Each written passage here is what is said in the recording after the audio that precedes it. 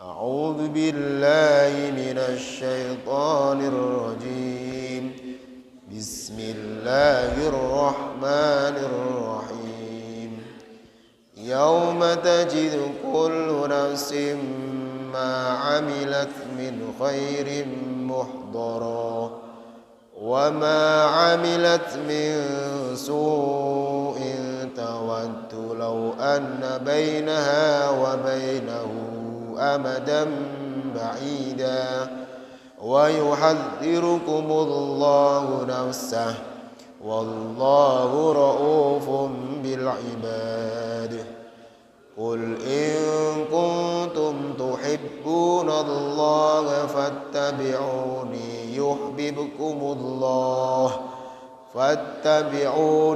يحببكم الله ويغفر لكم ذنوبكم والله غفور رحيم قل أطيعوا الله والرسول فإن تولوا فإن الله لا يحب الكافرين إن الله اصطفى آدم ونوحا وآل إبراهيم وآل عمران على العالمين ذرية بعضها من بعض والله سميع عليم.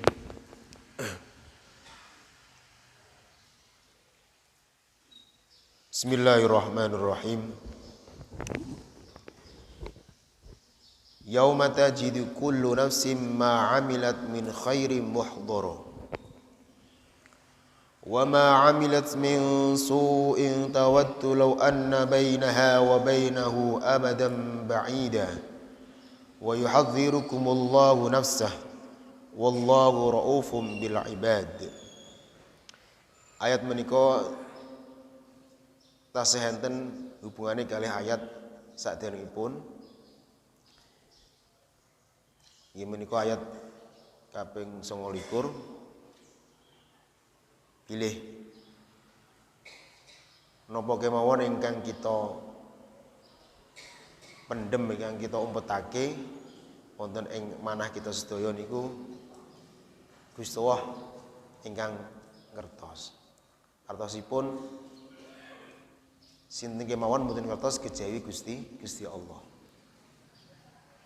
Bahkan kados kula niki ngeten niki nggih, niat kula napa nggih sing ngertos namung kawula kalih Gusti Allah. Jenengan berangkat mriki nggih macem-macem niate. Muga-muga nggih niat kita adalah thalabul ilmi. Ikhlas menika ingkang dados niat kita sedaya. Kanthi ikhlas insyaallah amal kita injing-injing direwangi jamaah subuh mangkat rene nara ikhlas dan iman-iman. Jadi ikhlas innamal a'malu binniyat didasari kanthi ikhlasipun manah sehingga sekedhik ingkang kita saged mangertos dadosake manfaat berkah ilmu kita. Amin amin ya rabbal alamin. Bismillahirrahmanirrahim. Yauma tajidu ing dalem dinane nemu sapa kullu nafsin saben-saben awa-awaan ma ing barang amilat kang wis nglakoni apa kullu nafsin nyatane min khairin amilat kang wis nglakoni kullu nafsin ing ma bayane atau nyatane min khairin saking kebagusan muhdhara ing den tekaake dihadapkan diperlihatkan wama utawi barang amilat kang nglakoni apa kullu nafsin ing ma bayane ana bayan jadi istilah bayan ya nyatane min suin saking keolonan iku tawaddu arep apa kulo nafsin lau anna bainaha lamun yen to tetep iku ing dalem antarane kulo nafsin wa bainahu lan antarane ma amilat min su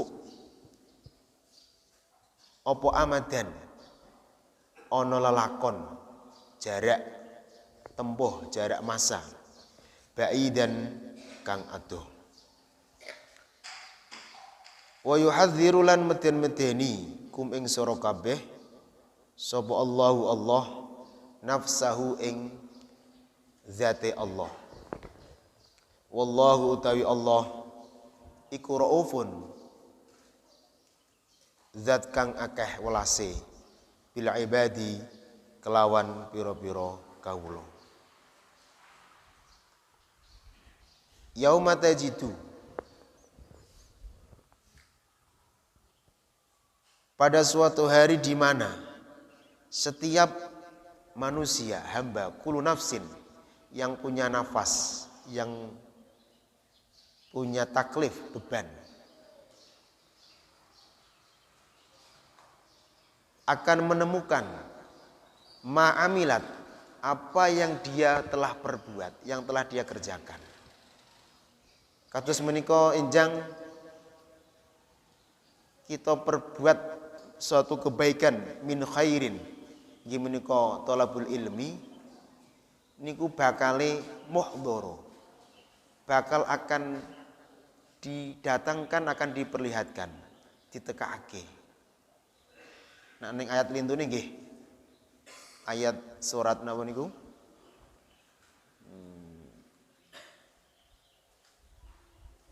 sing ayat sing terkenal itu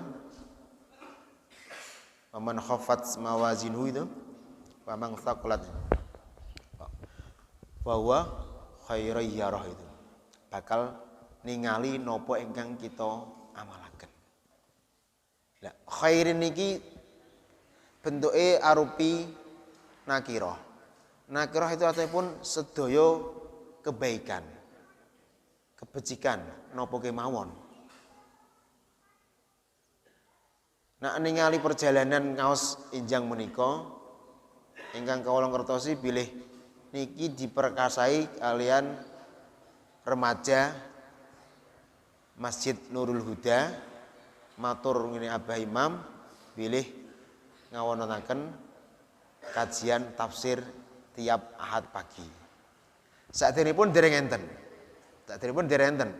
Selama kula wonten ing Brumbung 2004 nyampe semenika dereng enten kajian Ahad pagi ngoten niku. Artosipun remaja masjid punika ingkang ngawali kegiatan arupi pengaosan tafsir Ahad pagi. Nah ningali runtuhan acara mboten enten sing ala. Mulai ngeten wau maos surat-surat lajeng mangke niki nggih tafsir dan sak panunggalipun niku artosipun berarti niku merupakan sebuah kebaikan, awal sebuah kebaikan. Nah, rintisan Irmas ngawontenaken pangaosan Ahad pagi niki mangke selama niki kok tasih berjalan sampai ilaihul kiamah bahasane nggih. Jenengan mun do sowan, mun ganti generasi, bahkan mangke sing ngisi nggih mun ganti generasi-generasi berikutnya. Selama teng masjid niki kok enten kegiatan ngatos menika niki Irmas khususipun ingkang angsal izin saking takmir niku cara istilah milenial nggih angsal transferan ganjaran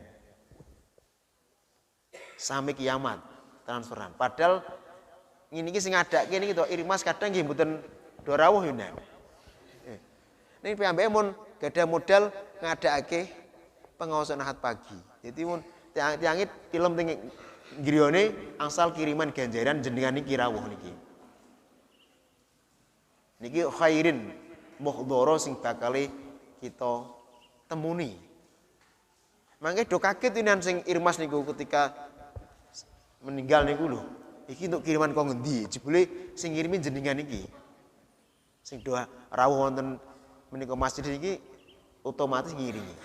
Apa ngirimi kalian pencetus penggerak kegiatan ahad pagi menika. Muhdhara bakal ditekake, diperlihatkan.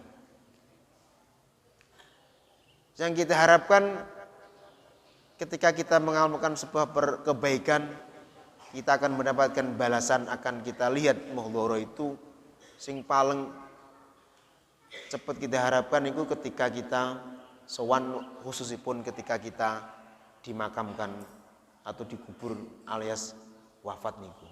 Disitulah kita akan benar-benar merasakan bahwa amal yang kita lakukan selama ini akan mendampingi kita. Enten sebuah keterangan bahwa sedaya mawon ingkang kita miliki niku bakal sirna, bakal mboten kita beto nalika kita sowan wonten kersane Allah Subhanahu wa taala. Namung amal kita, perbuatan yang kita amalkan, yang kita kerjakan selama kita hidup, itu yang akan mendampingi kita, yang akan kita temukan. Iki nggih. Muga-muga pengaosan menika meskipun pagi gitu, tapi Setirewangi bahasane nggih niku wau mboten maksakan diri jelek. Biasanya nek malam minggu dua begadang nggih. Meskipun begadang tapi tetap saged hadir wonten menika majelis, insyaallah kita akan mendapatkan balasannya. Min khairin muhdharun. Begitu juga sebaliknya, wa ma'amilat min su. Napa kemawon ingkang kita amalkan arupi keolonan. Jenengan wonten ing kampung ngadakake majelis napa? Keplek niku, majelis. Sampeyan bagian gelar klosone, bagian nyediakake kartune niku. Nggih sami mangke. Jenengan nggih angsal transferan dosa selama majelis keplek niku tasih berjalan. Sami. Jadi jenengan rumun iki ana apa jebule kiriman saka bolo sing nggih keplek zaman semonten. Minsu wa ma'amila minsu. Tetapi sing jeneng awak niku kulunasin tadi itu enten harapan.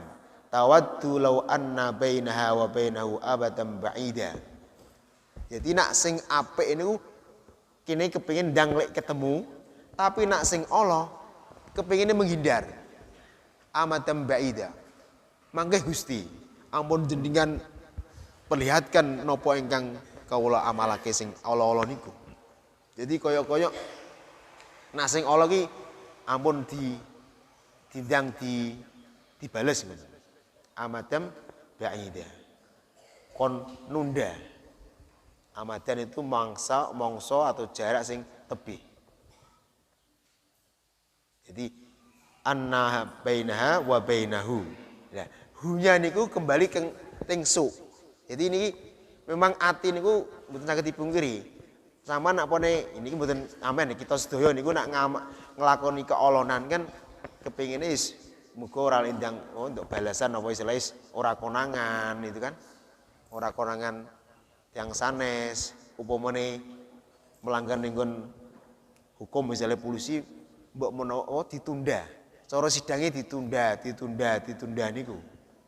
Niku nggih karakter menungso niku. Teng ayat ini niku mau anna bainaha wa bainahu. Hunya mboten kembali tenggen khair tapi kembali tenggen su.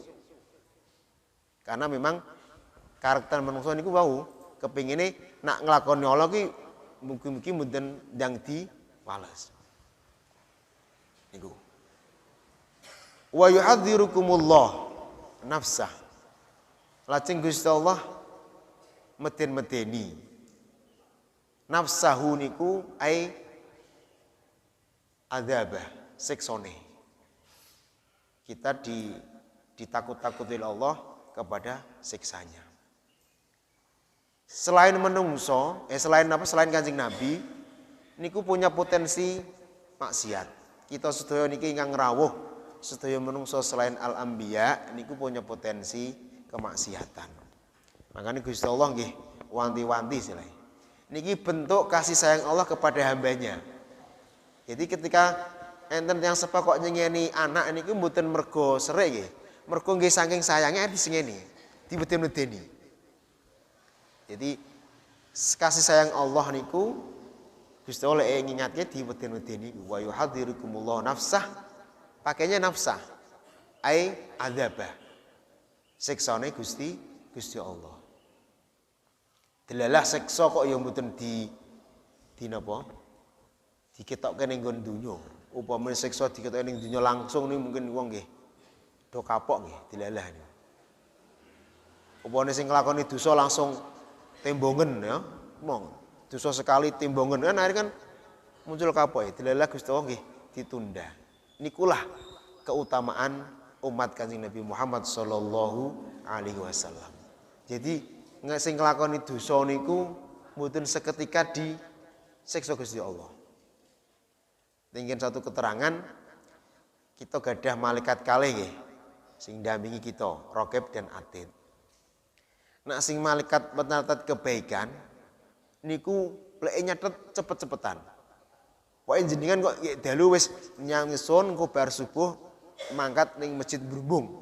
Niku jenengan mboten sos mriki to, malaikat mun nyatet kebaikan. Niat jenengan mun dicatet satu kebaikan. Jadi ketika malaikat nyatet kebaikan niku mboten nenggo terlaksananya niat jenengan. Jenengan mboten sos mriki nggih niate tasih kecatet kebaikan. Jadi nak Bapak Imam nak nerangke bolak-balik niku to, dalu jenengan pokoke ngelilir ning kolah rumangsane malaikat arep salat. Lho ora sida balik meneh. Terus ngelilir meneh tulis meneh muni arep salat ora sida. Nganti ping 5 ora sida. Jadi malaikate rada apa niku kecangar. Wah, jebule ora sida salat, nguyuh tok. Tapi wis rumangsane malaikat, karena malaikat enggak tahu isi sing paling dalam niku. Sing paling dalam ning nggon manah panjenengan niku malaikat mboten kertos. Kertose nek ning kolah ya wudu, salat malam ngoten. Niku. Lajeng malaikat sing nyatet keolonan niku benten. Ketika hamba niku nglakoni kealonan niku malaikat mboten segera nyatet niku dosane wau. Nenggo 1 jam paling enggak. Ditenggo 1 jam, mbok menawi dalam jangka 1 jam niku si hamba niku nyapa niku tobat. Astagfirullah ya Gusti wau kok ngrasani tonggone kan itu kan. Berarti kan rasa dicatet. Jadi meskipun wis dilakoni kealon wau, sifat awone wau, kemaksiatan wau, tapi malaikat pencatat amal niku mboten segera nulis, nunggu 1 jam. Bisa lebih niku. Mbok menawa piyambake niku istighfar. Jadi mang kita niku mang dimanjakan sebenarnya oleh Allah dengan kemudahan-kemudahan dalam rangka untuk mencapai kebaikan-kebaikan yang Allah siapkan niku wau. Jadi ditunda ngenteni jenengan mbok menawa tobat. Ya ngon awis ngenteni 1 jam 2 jam kok jek ra tobat ya mungkin terus malaikat rodok tenanan. Itu pun masih ada kesempatan bisa disetip mangke. Carane delok wis kelewat 1 jam 2 jam kok yuh lagi tobat ya iso dihapus. Karena apa? Allah itu wallahu raufum bil ibad. Sifat kasih sayang Allah itu lebih banyak daripada sifat dukone, ghadabnya, marahnya.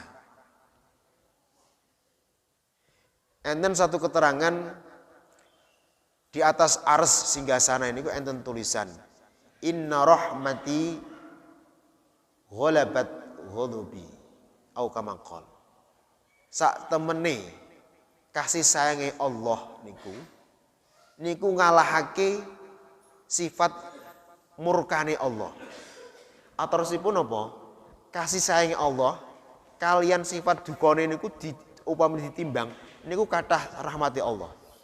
Kasih sayangnya.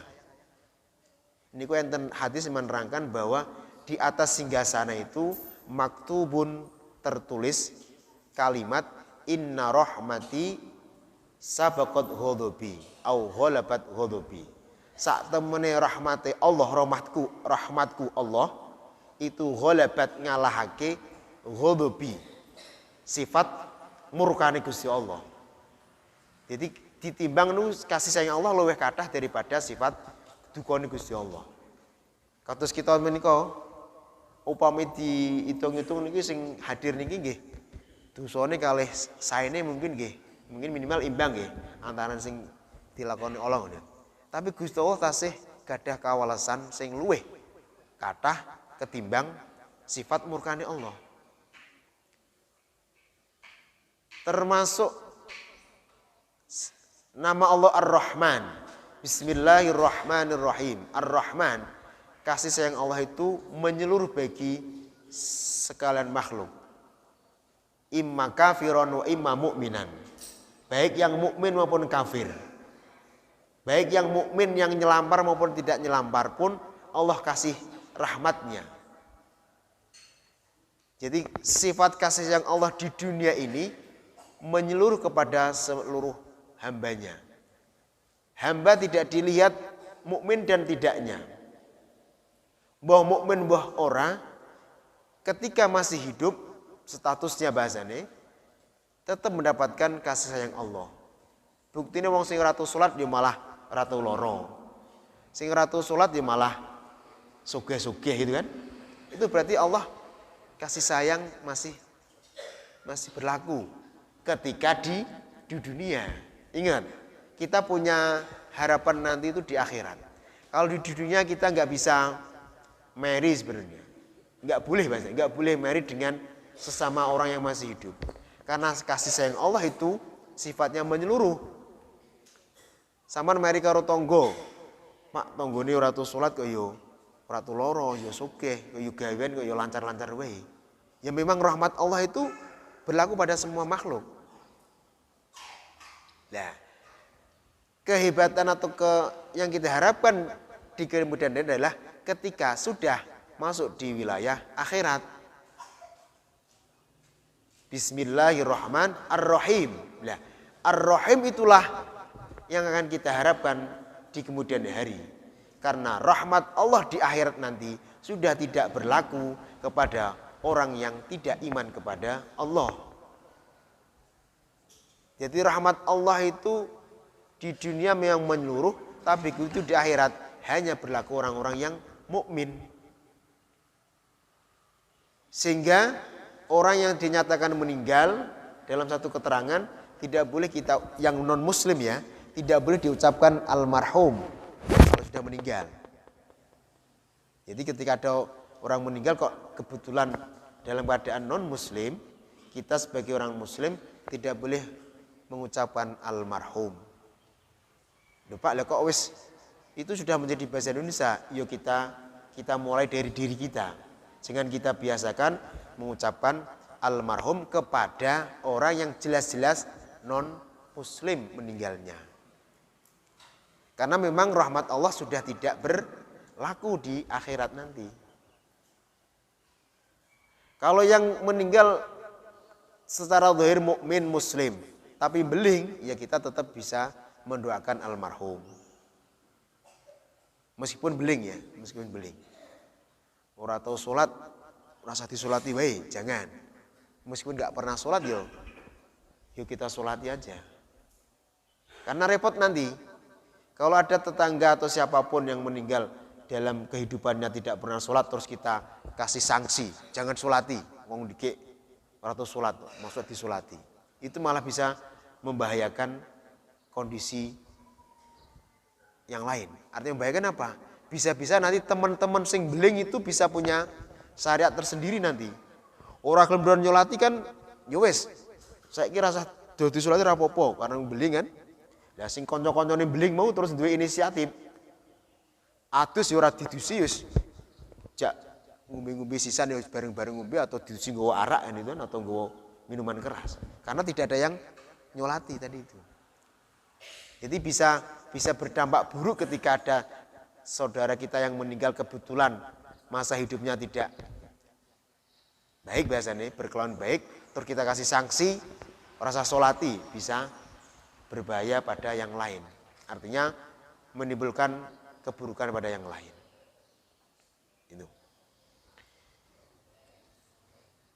Itu untuk ayat 30. Ayat 31. Qul in kuntum tuhibbunallaha fattabi'uni yuhibbukumullahu wa yaghfir lakum dzunubakum wallahu ghafurur rahim. Qul dawa sira Muhammad, in kuntum lamun ana sira kabeh iku tuhibbuna demen sira kabeh Allah ing Allah, fattabi'uni fattabi'u mongko anut sira kabeh ni ing ingsun,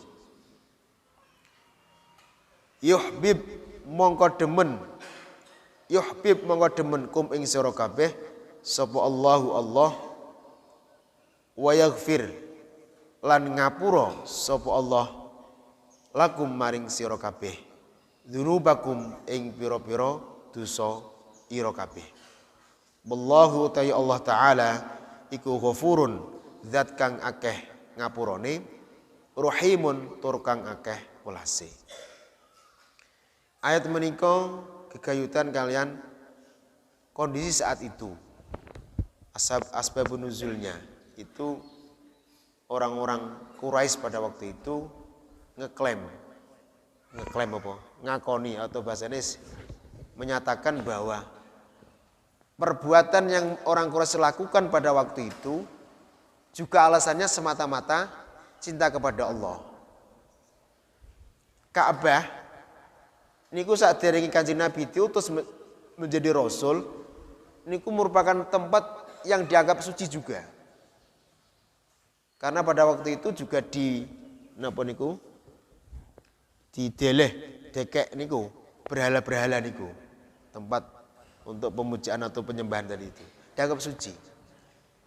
Jadi Ka'bah dikitari napa di puteri niku nggih zaman sakdene Kanjeng Nabi dapat syariat tawaf niku nggih pun enten kegiatan tawaf muter. Niatnya juga liqarribuna untuk mendekatkan diri kepada Allah, cinta kepada Allah.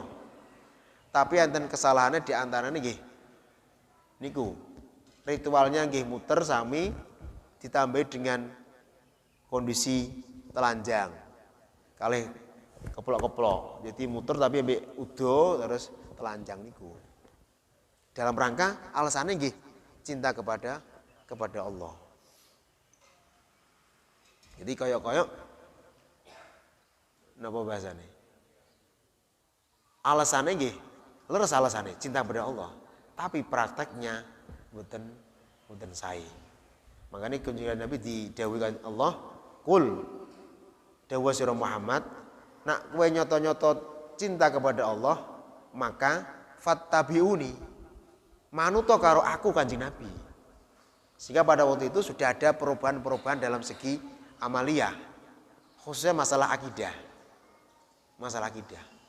Di antara paling awal disampaikan Kanjeng Nabi adalah masalah keimanan. Pada waktu itu keimanan yang terjadi adalah penuhanan benda yang berbagai macam bentuk benda. Jadi Tuhan yang berbagai bentuk Tuhan. Tuhan sing bagian keapean, keolonan, sembarangan, ada Tuhan masing-macam. Lata, Uzza dan seterusnya. Nah, Kanjeng Nabi punya misi tauhid, yaitu menuhankan hanya satu Tuhan yang harus disembah. Pada waktu di Ka'bah sudah penuh dengan berhala yang dianggap Tuhan. Dan sudah ada ritual-ritual tadi, tawaf tadi itu. Ya Kanjeng Nabi bahasanya ketika di ayat ini, nak kowe nyoto-nyoto alasannya seneng karo Gusti Allah, yang sampean lakukan tadi karena cinta pada Allah, ya ikuti saya, Kanjeng Nabi. Di antara apa? Masalah keimanan. Yang selama ini jenengan sudah meyakini bahwa ada Tuhan berbagai bentuk Tuhan, sekarang kita rubah hanya satu Tuhan yang kita sembah. Yang kita sembah. Tuhan yang urusan masalah kematian, kehidupan, masalah rezeki, masalah udan dan seterusnya. Mereka meyakini ada beberapa Tuhan, bahasanya dewa itu kan. Nah, Tuhan banyak dengan satu, lebih teratur mana? Secara logika ya rumah sana wong Quraisy, yo Tuhan akeh Pak. Sing ngurusi rezeki wis ana dhewe Tuhane. Nur kematian ana dhewe. Kehidupan ana dhewe. Lebih teratur. Nah, coba pikirkan. Dalam satu keluarga atau dalam satu keluarga ono majikan loro. Ya, majikan loro.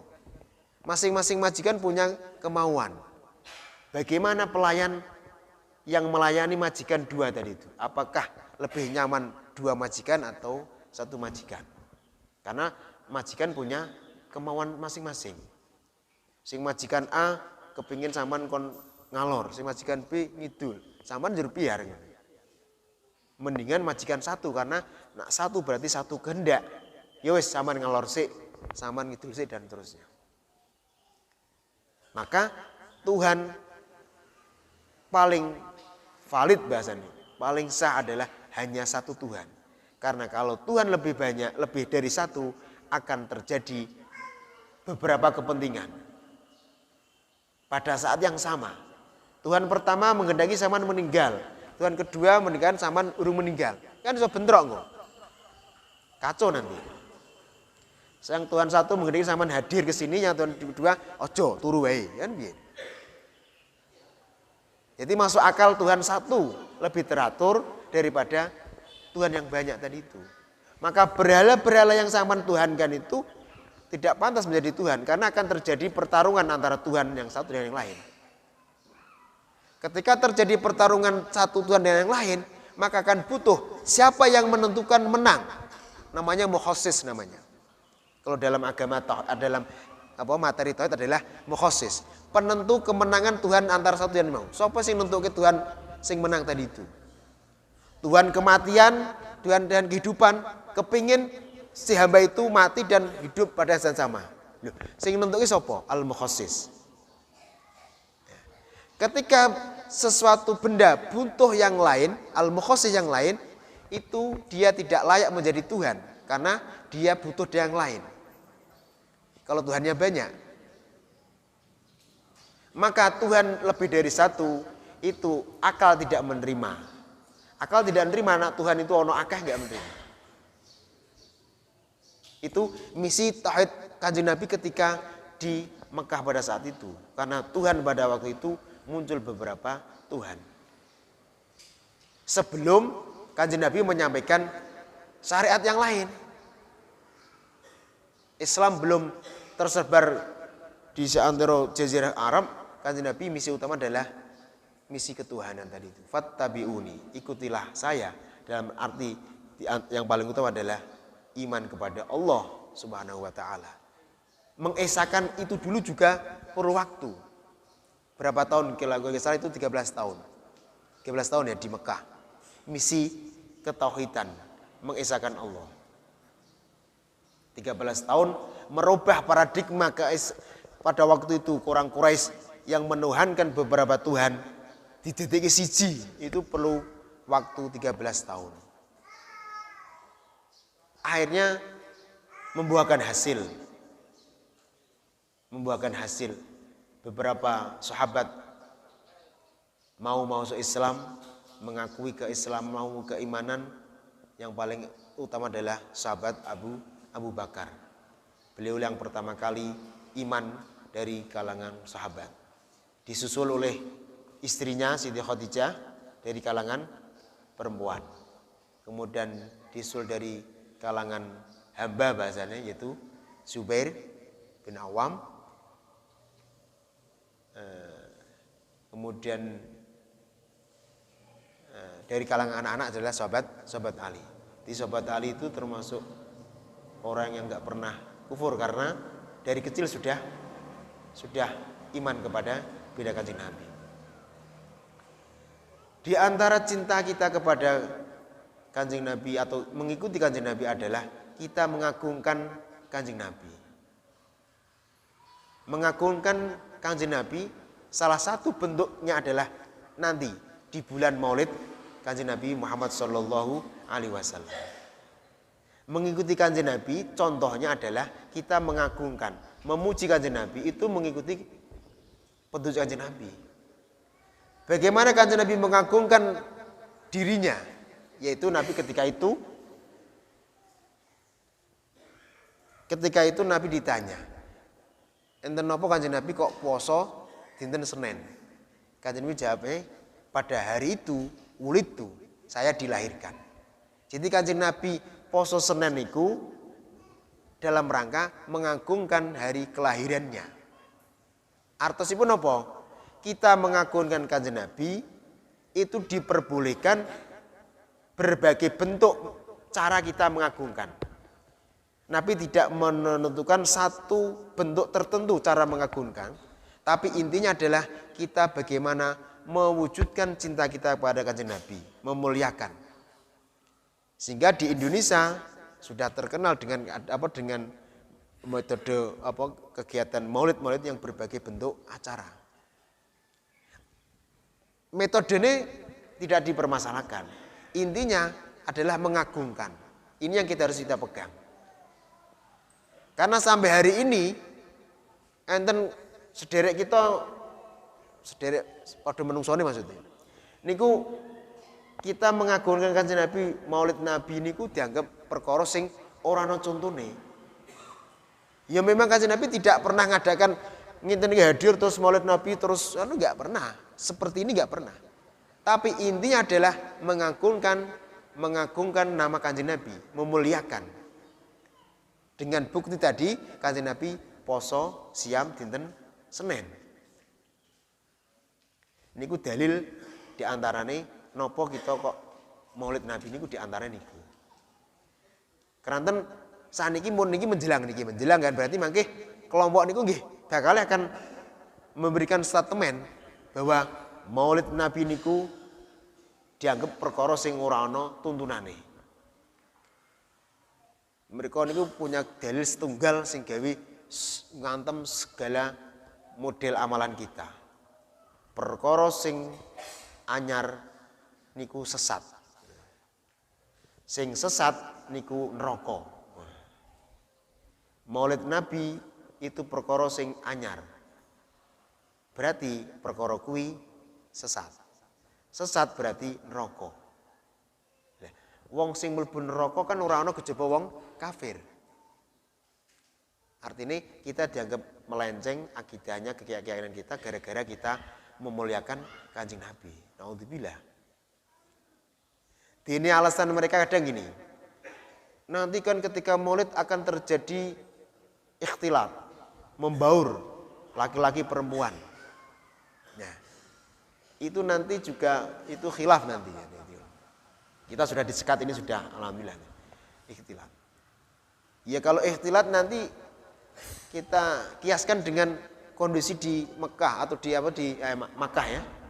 Ketika haji, khususnya haji itu 2 juta orang tumplek-blek apakah negara kerajaan Arab itu mampu mengatakan ini kalau ikhtilat bisa tidak sah hajinya kan?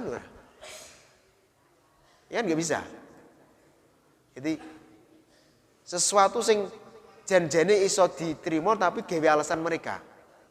Wah, Maulid Nabi itu tidak boleh di samping memang tidak ada tuntunnya, itu akan terjadi kemaksiatan yang lain, menimbulkan kemaksiatan, yaitu berbaurnya laki-laki perempuan. Laki-laki perempuan dianggap berbaur dari itu. Ya kita jawab dengan tadi itu, kalau di Mekah ketika haji ya bagaimana kita bisa memisahkan antara laki-laki perempuan, semua berbaur di situ. Nah, itu.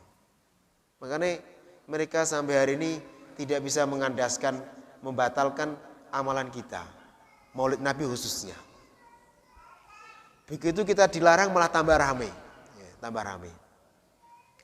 Kemudian ekspresi kita cinta kepada Kanjeng Nabi dalam satu keterangan bentuknya macam-macam. Ini macam-macam. Ala Habib Syahir Mania, kemudian ala Zahir Mania juga ada. Itu bentuk ekspresi. Kemudian yang di Semarang muncul Mafia Sholawat, itu kan ekspresi kecintaan kepada Kanjeng Nabi.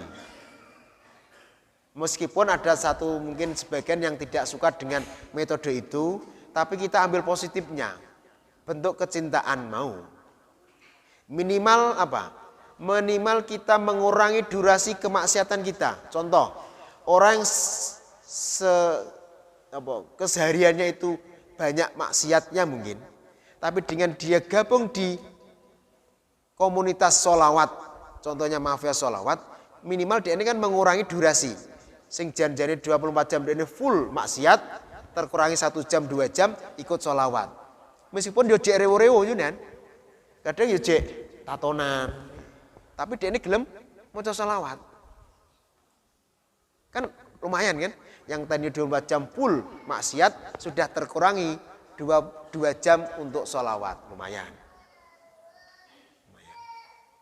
Itu bentuk ekspresi kita mengikuti Kanjeng Nabi, salah satu adalah mencintai atau mengagungkan nama Nabi. Namun kita ngikut Kanjeng Nabi, yuhibbukumullah, Gusti Allah bakal balik mencintai pada kita. Bukti cinta Allah kepada kita apa? Yang paling utama adalah kita mulai lahir sampai hari ini masih dalam keadaan iman kepada Allah. Itu bukti cinta kepada Allah. Karena ada satu makalah, Allah memberi harta itu kepada orang yang dicintai maupun yang tidak dicintai. Tetapi Allah memberi iman hanya kepada orang-orang yang dicintai. Nak dunyo kuwi Gusti Allah maring kepada siapapun, mbah iman mbah ora, mbah seneng mbah ora dikai Gusti Allah. Tapi kalau iman itu kepada hanya orang-orang yang dicintai. Jadi bukti nak Gusti Allah cinta kepada kita adalah masih adanya iman kita kepada Allah. Maka kita harus selalu bersyukur. Tidak ada kata kita tidak bersyukur. Bagaimanapun kondisi kita, apapun kondisi kita, seburuk apapun yang kita terima, selama iman masih dalam diri kita, kita patut harus bersyukur. Karena itulah cinta Allah kepada hambanya. Hanya iman yang kita andalkan di kemudian hari. Orang tua yang alim, tidak ada jaminan anaknya juga beriman. Artinya iman tidak bisa dijaga ke wong tua. Wong tua wis iman, saya santai-santai, tidak. Contoh Nabi Nuh punya putra Kan'an. Seorang nabi itu. Kurang hebatnya apa? Tapi ketika Kan'an sebagai putra tidak iman kepada Allah, tidak dianggap keluarganya. Jadi kita itu hanya cekalannya hanya iman. Maka kita selalu doa dalam sholat kita, ihdinas siratal mustaqim. Semoga Allah selalu memberikan hidayah jalan yang lurus, sabit alal iman, ketetapan dalam keimanan. Bukan berarti kita belum lurus. Pak, kok ndonga terus berarti kan koyok-koyok kita belum lurus, tidak. Justru ketika kita doa ihdinas siratal mustaqim, sabitni alal iman. Tetapkanlah kami ya Allah dalam keadaan iman terus. Jadi ihdina itu bermakna sabit. Jadi bukan kita ijek salah terus ya Allah muka-muka dikasih petunjuk, enggak. Karena ihdinas siratal mustaqim ketika dimaknai atau ditafsiri oleh orang-orang yang non muslim, orientalis yang ingin mencari kelemahan Islam, itu dianggap loh, bukti nak Islam itu belum saman itu belum lurus apa? Tadi ayat itu. We nyoto-nyoto cek dungo terus, ya Allah muka-muka ditunjukkan jalan kelurusan. Berarti sama durung lurus menurut orang orientalis. Tapi tafsir yang benar, ihdinas siratal mustaqim itu adalah sabitnya alal iman, alal Islam. Tetapkanlah kami dalam keadaan selalu iman dan Islam. Jadi ada wis bener, muga-muga dijogo keimanan kita. Karena iman kalau nggak dijaga, wah bahaya nanti. Kita punya musuh, namanya setan. Setan punya misi, membawa teman sebanyak-banyaknya untuk masuk ke neraka. Maka setan akan berusaha semaksimal mungkin sampai detik-detik akhir bagaimana bisa membawa teman sebanyak-banyaknya. Sampai sakaratul maut itu setan masih punya kesempatan untuk menggait untuk masuk neraka. Itu yang bahaya. Maka kita selalu doa dalam doa kita setiap pagi. Allahumma hawwin alaina fi sakaratil maut. Mudahkanlah kami ya Allah ketika menghadapi sakaratil maut. Karena pada waktu itu iman akan diuji. Setan juga berbondong-bondong untuk bagaimana melemahkan keimanan tadi itu. Jadi kita ngaji seperti ini itu dalam rangka merawat deder atau nyirami iman yang sudah ditanamkan Allah dalam diri kita. Bukan kita tenang-tenang. Bahaya. Dan tidak jaminan ini. Saya yang di sini bukan jaminan. Mesti sukses dalam arti sukses akhirat, belum jaminan. Tapi kita yakin bahwa ketika kita dikehendaki oleh Allah satu kebaikan, maka akan dimudahkan kita melakukan satu amalan seperti ini.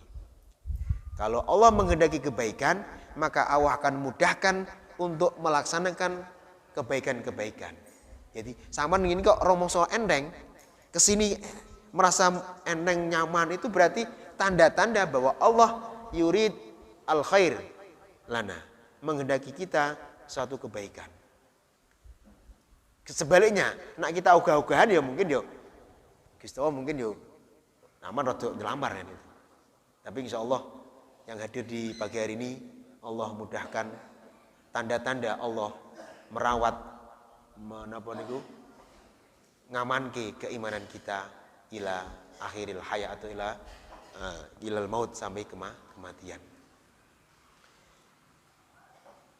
Salah satu cinta Allah kepada kita sampai hari ini, kita masih diberi keimanan, ketetapan iman, sabitna alal iman, sehingga kita patut bersyukur, berterima kasih kepada Allah Subhanahu wa taala, selalu mengucapkan alhamdulillah wa syukur ala nikmatillah, karena iman masih di dalam hati kita. Amal afdhalul a'mal, Kanjeng Nabi pernah ditanya, ayul a'mal afdhal ya Rasulullah, amalan nopo sing paling utama Kanjeng Nabi? Kanjeng Nabi jawab, afdhalul a'mal imanun billah wa rasulih. Iman sing paling utama melebihi amalan yang lain adalah iman kepada Allah dan Rasulnya. Paling utama.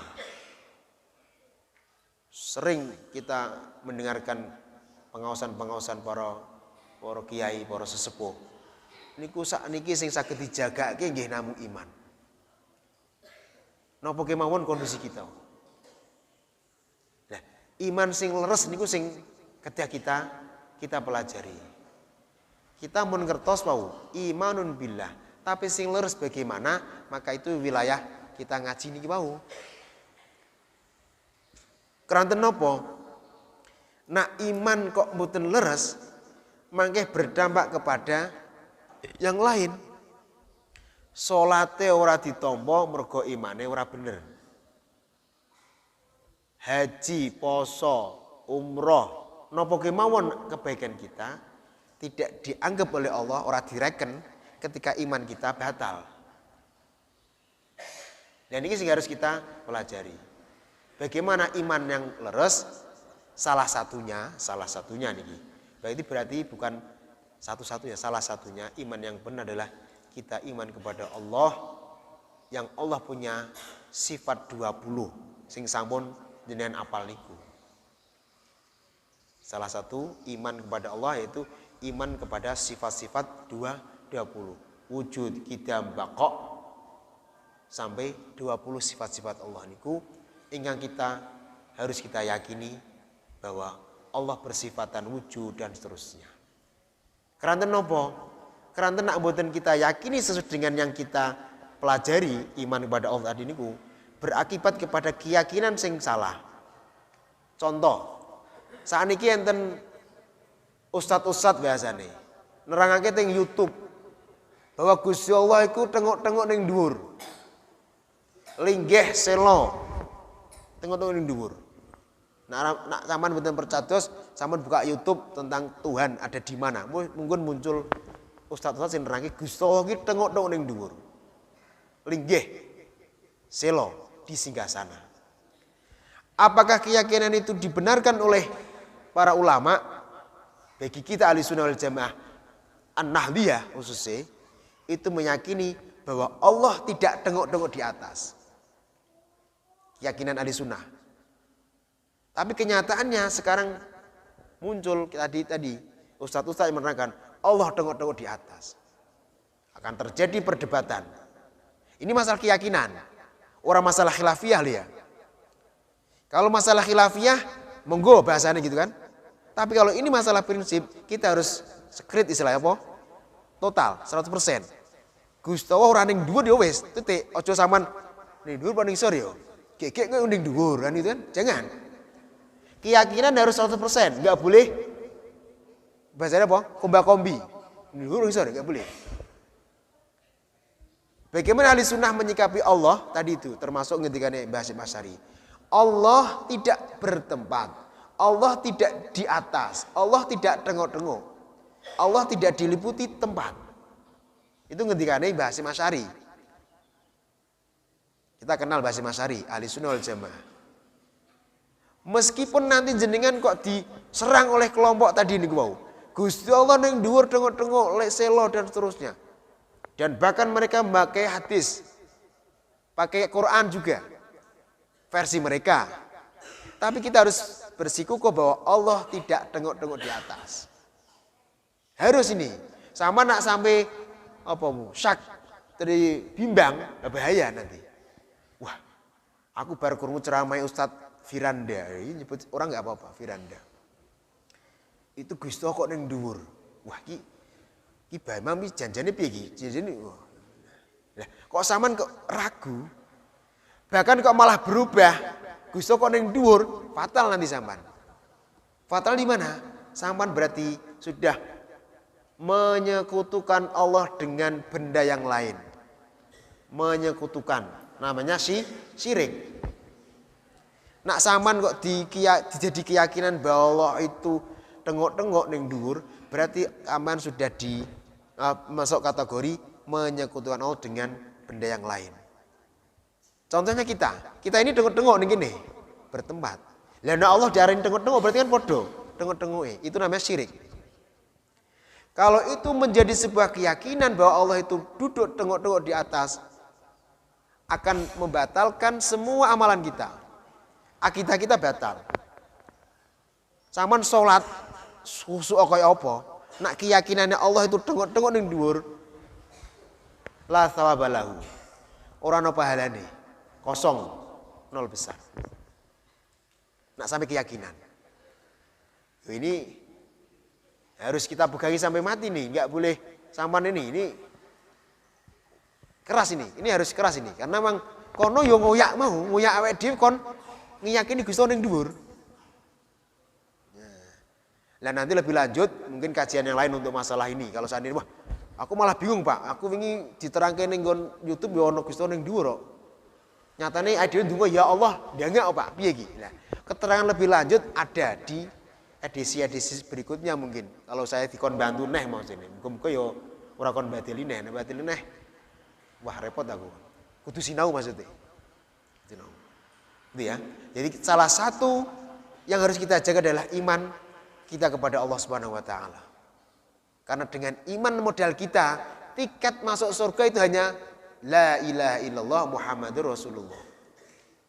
Itu kan miftahul jannah la ilaha illallah Muhammadur Rasulullah. Bagaimana la ilaha illallah itu benar? Yaitu dengan meyakini yang sebenar-benarnya sesuai dengan akidah Ahlussunnah wal Jamaah. Qul atiullah wallahu a'lam bissawab.